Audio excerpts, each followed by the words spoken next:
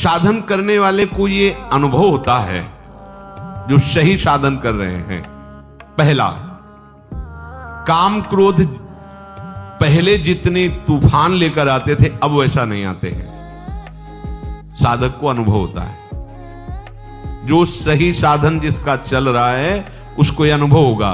काम क्रोधादि दोष पहले जितना तूफान लेकर के आते थे, जितनी जल्दी जल्दी आते थे, अब उतना नहीं आते हैं। दूसरा, उनके वेग से जितना हम पहले दुखी होते थे उतना अब नहीं होते, अर्थात कम वेग से आने लगे हैं। तीसरा, पहले जितनी देर तक हम काम आदि के चिंतन में टिकते थे अब उतनी देर नहीं टिकते। ये तीन सुधार साधक में प्रारंभ से शुरू हो जाते हैं। देख लो अपने हृदय में, ये तीन सुधार प्रारंभ हो जाते हैं जिसका सही साधन चल रहा है। पहला, काम क्रोधादि दोष पहले जितनी जल्दी आते थे, जितना तूफान लेकर के आते थे, अब उतना नहीं आते। दूसरा, जितना व्यथित करता था वेग, हमें परेशान दुखी करता था, आता है पर उतना नहीं दुखी होते, वेग सहने लगे हैं। तीसरा, बहुत देर तक बहुत समय नष्ट होता था, इनमें लड़ाई होती थी, अंदर से चिंतन होता था, व्याकुलता होती थी, अब उतना नहीं, गया आया विवेक से नष्ट कर दिया। उपासक में अगर ये तीन बातें आने लगी हैं तो ये मिट जाएंगे, धैर्य रखिए।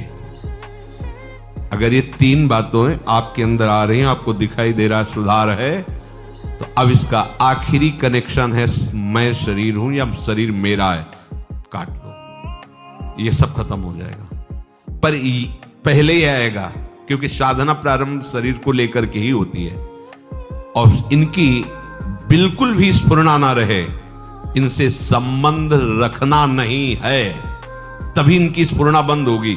मन बुद्धि में तदात्म, शरीर में तदात्म, फिर आप इनको जीत लें ऐसी सामर्थ्य आप में नहीं है। जैसे जैसे भजन मार्ग में आगे बढ़ते हैं वैसे वैसे कम होते जाते हैं। जहां एक काम आदि विकार कम होने लगे तब साधक को परमात्म शक्ति का और अनुभव होता है।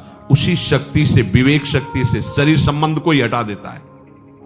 मैं कोई शरीर थोड़ी हूं जो मांग हो रही है अंतःकरण और शरीर की है, नहीं, इसको धर्म में लगाना है, प्रभु में लगाना है, नहीं नहीं। शरीर राग मिटा, विकारों की कोई गुंजाइश ही नहीं है, तभी वो रास विलास का अनुभव करता है।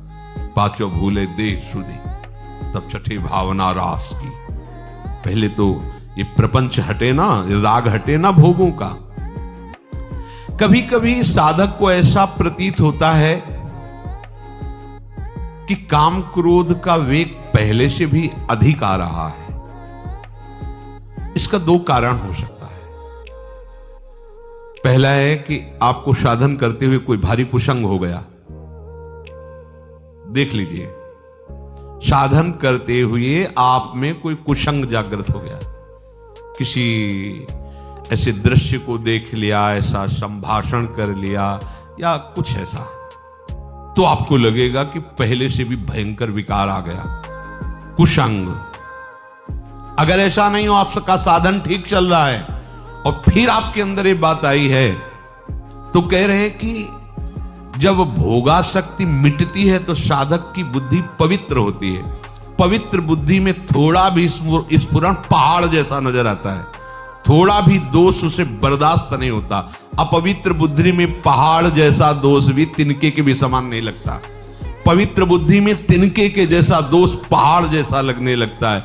वो साधक हाय हाय करने लगता है कि पहले इतना गंदा नहीं था जितना आप गंदा विचार आता है। ये उसकी बुद्धि की पवित्रता है। दो बात ध्यान रखना है।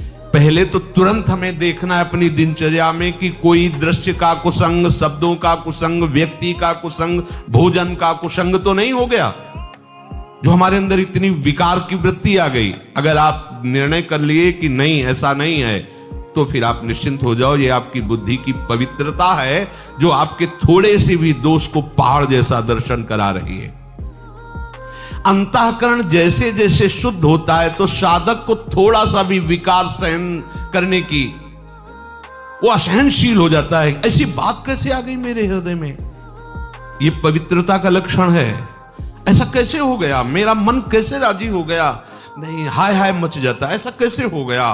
तो उसको लगता है कि बहुत हमारी बुरी दशा है, यद्यपि उसकी बहुत पवित्र दशा, अंतःकरण इतना निर्मल हो रहा है कि वो छोटी सी स्फुरणा को भी बर्दाश्त नहीं कर पा रहा है। यत चेत शाम, जब तक साधक शरीर और इंद्रियों से सुख भोगने के लिए लालायित रहता है, साधक की बात कह रहे हैं, संसारी तो रहता ही है, तब तक उसका असत संबंध सर्वथा नष्ट नहीं होता, इसलिए उसका मन उसके वश में नहीं रहता। और जब साधक भगवत रस प्राप्त करने का लोलुप हो जाता है तो उसे शरीर और भोगों से संबंध मिटाना ही होता है या स्वाभाविक मिटने लगता है, तब उसका मन निर्मल हो जाता है। मन में फिर काम क्रोध की स्फुरणा ही नहीं होती, मन स्वतः वश में हो जाता है। इसलिए भगवान कहते यत चेत शाम, अभी तो ब्रह्म निर्वाणम वर्तते विदितात्मनाम। उस साधक को भगवान विदितात्म नाम कहते हैं, जो जानना चाहिए वो जान जाता है, जिसके जानने के बाद कुछ भी जानना बाकी नहीं रहता। जो प्रभु को जान जाता है वो सब कुछ जान जाता है, क्योंकि प्रभु ही सब कुछ बने हुए हैं। प्रभु को जान गया तो सब कुछ जान गया, उसे और कुछ जाना कि ये जानना है वो जानना अब बाकी नहीं रहेगा। प्रभु को प्राप्त कर लिया तो कुछ प्राप्त करना बाकी नहीं रहता। शरीर के रहते हुए वो ब्रह्म स्वरूप भगवत स्वरूप हो जाता है। यदि ऐसा नहीं हुआ तो शरीर छूटते छूटते उसे बोध हो जाएगा भगवान की तरफ से, क्योंकि जीवन भर वो बहुत लगन से साधना की है, पर वस्तु की बोध वृत्ति नहीं आई तो भगवान कृपा करके अंतिम समय तक दे देते हैं। उसकी स्थिति में कोई अंतर नहीं पड़ता, वो जीते जी या शरीर छूटने के बाद दोनों एक ही गति को प्राप्त होते हैं। पर पहला है जीते जी भगवत साक्षात्कार हो जाए। स्पर्शान कृत्वा बहिर्बाह्यांस चक्षुश्चैवांतरे भ्रुवोः प्राणापानौ समौ कृत्वा नासाभ्यंतरचारिणौ यतेन्द्रिय मनो बुद्धिर मुनिर्मोक्ष परायणः विगतेच्छा भय क्रोधो यह सदा मुक्त एव सः। बाहर के किसी भी पदार्थ का जो अंदर चिंतन नहीं करता, ध्यान दीजिए बहुत बढ़िया बात है, हम अधिकतर बाहर के ही चिंतन में अपना समय नष्ट कर देते हैं। मंत्र चल रहा है पर चिंतन सब बाहरी हो रहा है, प्रकृति का, किसी वस्तु का, किसी व्यक्ति का, किसी स्थान का। अब देख लीजिए, हमें उपाय करना है बाहर के चिंतन को छोड़ करके अपने आराध्य देव के चिंतन में, बाहर के पदार्थों का, व्यक्तियों का, व्यवहार का चिंतन छोड़ करके। अब इस पे ध्यान दीजिए कि आप जब भगवत चिंतन कर रहे हैं उस समय आपका चिंतन क्या होता है। देखिए, कोई बाहरी व्यक्ति होगा, कोई वस्तु होगा, कोई स्थान होगा, अभी ठीक चिंतन नहीं है। बाहर का चिंतन बाहर छोड़कर अपने आराध्य देव की चिंतन, ये तभी हो सकता है जब हमारा कोई संबंध नहीं, कहीं भी हमारा किसी भी व्यक्ति से, अच्छा आप ऐसा, अच्छा अमुक वस्तु, वो हमारे चिंतन में आ गई। अब हमें भगवत प्राप्ति करनी है तो बाहर के व्यक्ति, वस्तु, स्थान का चिंतन बाहर ही छोड़कर अपने आराध्य देव का चिंतन करना है। उपासक को अब अपना सेवा धर्म है, इसलिए इसकी विशेष आवश्यकता नहीं उठते बैठते चलते फिरते नासिकाग्र दृष्टि रखनी चाहिए। यह शास्त्रों का स्पष्ट आदेश है, बहुत सी जगह यह आदेश दिया गया है, संतों ने भी ऐसा आदेश किया है। साधक को ऐसे देखने का नहीं है, संभाषण भी ऐसे, चलना भी ऐसे, किसी के नेत्रों में नेत्र मिलाने का आदेश कहीं शास्त्र साधक को नहीं देता है। नासिकाग्र दृष्टि रखे, इतनी दो बस। आंख खुली हुई है, जब यहां आप एकाग्रता करोगे तो यहां शुरू हो जाएगा मंत्र। यहां आपको महसूस होगा कि आज्ञा चक्र आपका खुल रहा है। नेत्रों की दृष्टि नासिकाग्र, तो भौहों के बीच चिंतन प्रारंभ हो जाता है। बहुत इससे बल मिलता है। आप आंख मूंद करके मंत्र का चिंतन न करें, आंख खोलिए और ऐसे रखिए, तो आप देखिए फिर आप अक्षर अक्षर आपको दिखाई देने लगे।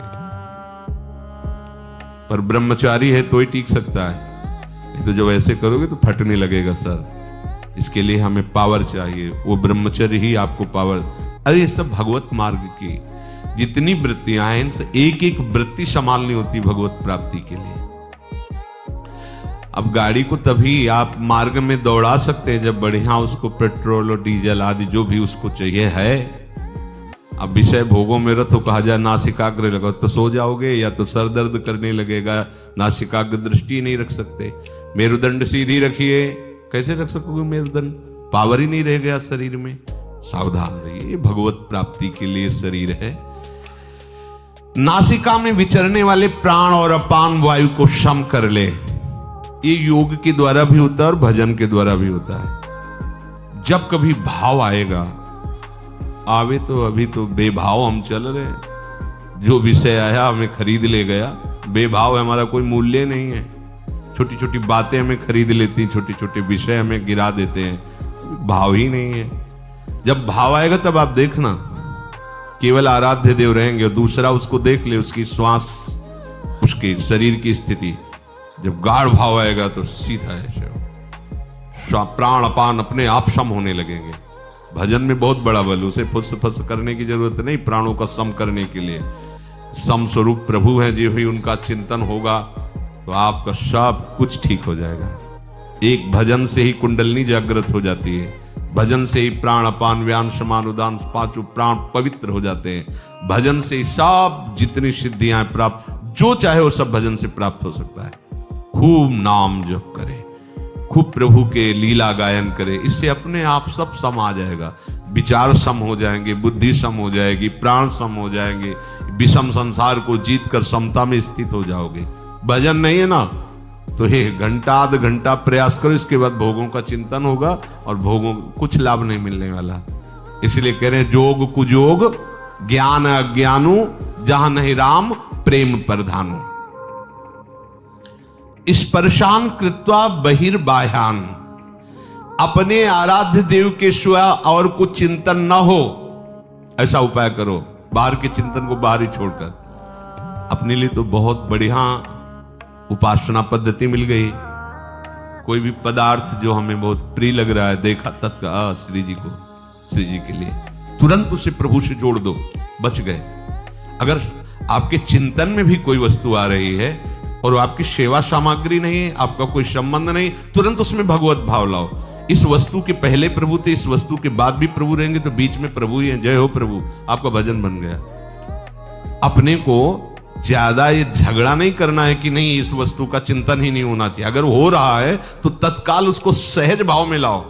कोई भी वस्तु, कोई भी व्यक्ति इस स्वरूप में आने के पहले भगवत स्वरूप ही था, इस स्वरूप के मिटने के बाद भी भगवत स्वरूप रहेगा, तो बीच में वो भगवत स्वरूप ही है, हम देख नहीं पा रहे हैं। ऐसा जहां चिंतन किया तो उसका चिंतन भी भजन बन जाएगा। वो आपको भगवत विमुख नहीं करेगा।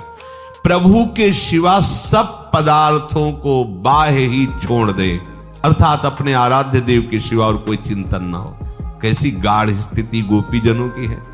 विक्रेतु कामा खिल गोप कन्या मुरारी पादार्पित चित्तवृत्ति दध्याधिकम मोह वशाद वोचद गोविंद दामोदर माधवेति। जा रही दही बेचने, चित्त में समाये हुए हैं ललित त्रिभंगी श्याम सुंदर, तो कह रही कोई गोविंद ले ले, कोई दामोदर ले ले, कोई माधव ले ले।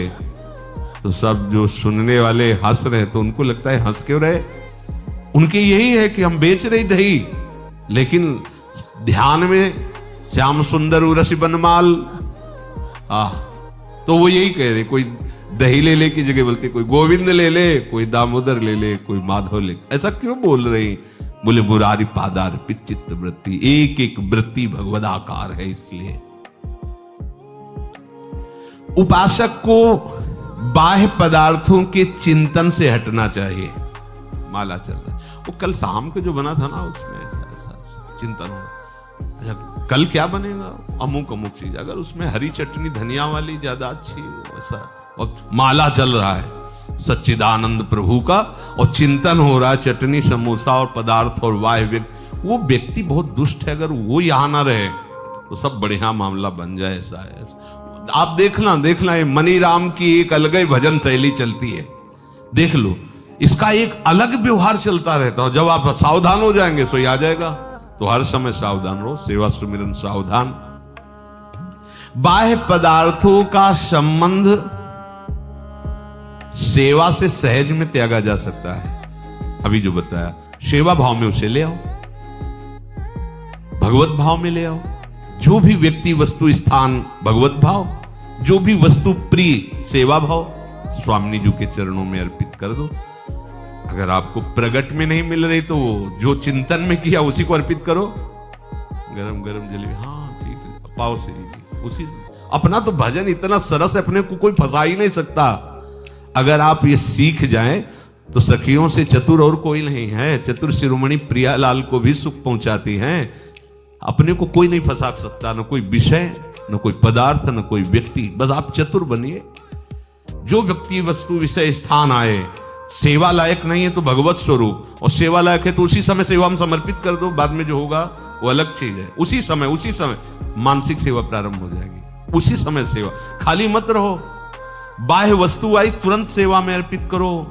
बाह्य व्यक्ति आया समझ में नहीं आ रहा, भगवत भाव कर लो, वो आपका भजन बन जाएगा। नहीं, माला चलता रहता है और विषय चिंतन होता रहता है। तभी सिद्ध महापुरुष कहते हैं, माला फेरत जुग गया, फिरा न मन का फेर, कर का मन का डारी दे, और मन का फेर। वास्तव में बाह्य पदार्थ बाधक नहीं है, बाधक है बाह्य पदार्थों से अपना संबंध करके चिंतन करना। समझो कितनी सुंदर बात है। बाह्य पदार्थ हमारे भजन में बाधक नहीं है, बाह्य पदार्थों का भोक्ता बनना बाधक है। जो हमें प्रिय उससे राग, जो अप्रिय उससे द्वेष। राग द्वेष जनित पदार्थों का, व्यक्तियों का, वस्तुओं का चिंतन होना, यही हमारे परमार्थ में बहुत बड़ी बाधा है। और उसे प्रभु में ले लेना बहुत सरल है। चतुरता पूर्वक करो। अगर माया चतुर है तो उससे अनंत गुना चतुर मायापति है, तभी तो उसके अधीन है। और हमें मायापति को अधीन करने की बात मिल गई। उनका नाम, उनका मंत्र, उनकी लीला, उनका गुण, उनका रूप, इससे अधीन हो जाते हैं प्रभु। इस माने हुए अपने संबंध का त्याग कर दीजिए। तो स्पर्शान कृत्वा बहिर्बाह्यान, मुझे ये बहुत पसंद है, नहीं मेरी प्रियाजू को पसंद है, ये तो बहुत सुगंधित, हाँ प्रियाजू के लिए अच्छा रहेगा, आना चाहिए हर बात में। आप क्या गा लेते हैं, प्रियाजू की कृपा है, ऐसा वो गवा रहे हैं। आप क्या बजा लेते हैं, प्रियाजू की कृपा है, वो बजवा रहे हैं उन्हीं के कहीं आप ना हो। ये अभी सब सुधर जाए, पर जब कोई गड़बड़ी की बात हुई तो बोले प्रभु की ऐसी इच्छा थी। और जब प्रशंसा की बात हुई तो पता है 5 साल से हम अभ्यास कर रहे हैं तबले का, तब जाके धुनी निकाल पाए हैं। और गलती का अभ्यास अनंत जन्मों से कर रहे तो प्रियाजू करवा रहे हैं। ये चतुरता ठीक नहीं है। आप अगर ऐसे चतुर बनो जो हर वृत्ति को भजन बना लो, तो अभी आनंद की अनुभूति और सच्ची मानो। चाहे जितना बड़ा कोई किसी भी विषय में प्रवीण हो, वो प्रभु की ही कृपा से हुआ है। और अगर चूक कर दे, प्रभु के सिवा अपने अहंकार में आ जाए, वो सब मिथ्या हो जाता है, सब व्यर्थ हो जाता है, किसी काम का नहीं रहता। और प्रभु अगर हमारी इतने से प्रसन्न हो गए तो हमें वो प्राप्त हो गया जो प्राप्त होना चाहिए। प्रभु को कृपा करे तो इतने में ही लगन लग जाए, ताली बजाते हुए राधा राधा, आंसू आने लगे, सामने प्रियाजू के दर्शन होने लगे, रोम रोम पुलकित हो गया, बात बन गई। नहीं, बहुत संगीत है, मन रजोगुणी हो गया, विषयों का चिंतन करने लगा, अल्लू गया सब। वो संगीत किस काम का आया जो हमें नरकगामी बना दे? वो राग ध्वनि किस काम की है जो हमें संसार में आसक्त कर दे? वो भोग किस काम का जो हमें प्रिया प्रीतम का विस्मरण करा दे? उपासक को चतुरता पूर्वक उपासना की सिद्धि के लिए हर वस्तु, व्यक्ति, क्रिया को भगवत स्वरूप बनाना है, भगवत अर्पण करना है।